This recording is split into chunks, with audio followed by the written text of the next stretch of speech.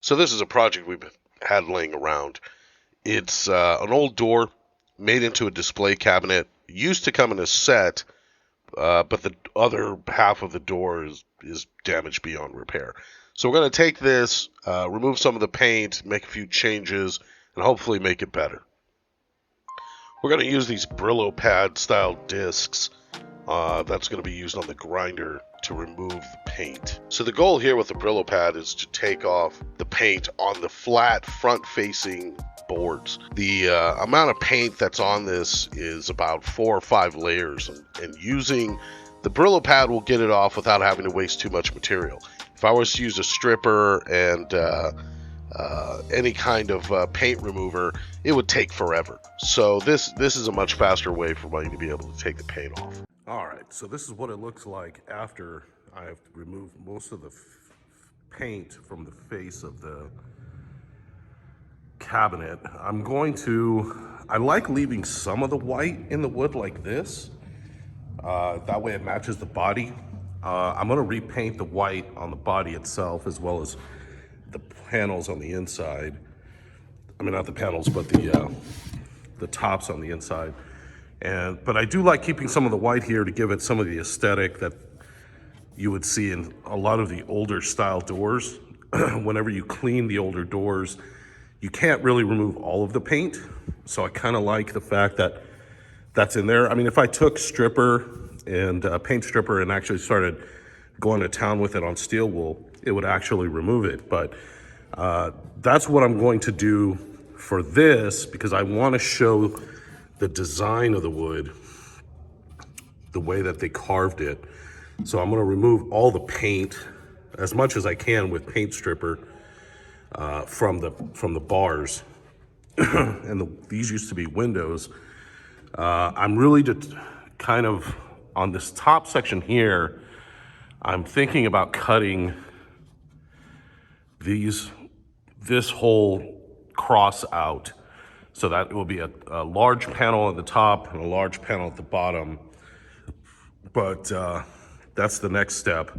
Next step is to remove all this paint. Then I'm going to fill this where the handle and the keyhole used to be. And I'm gonna remove this section here, fill this with wood, and then continue off on it so it doesn't show that it was an actual gaping hole there. So that's hopefully I can get all that done today in a couple hours. But if not, we'll pick it up tomorrow. Tomorrow I'm hoping to stain it and spray it and be done with it. I'm going to add lights to the inside, so it's a display case, and that way the lights will display whatever they put in there. So, well, my goal was to work on this cabinet today, but we have to work on these church pews. We gotta get these finished. We're doing the second coat of polyurethane on them, varnish, but they need to be cleaned of dust, and then it has to have a light sanding, and then we'll spray them again. Here I'm just using a damp cloth to remove any excess dust. I'm going to be using a 220 grit sandpaper.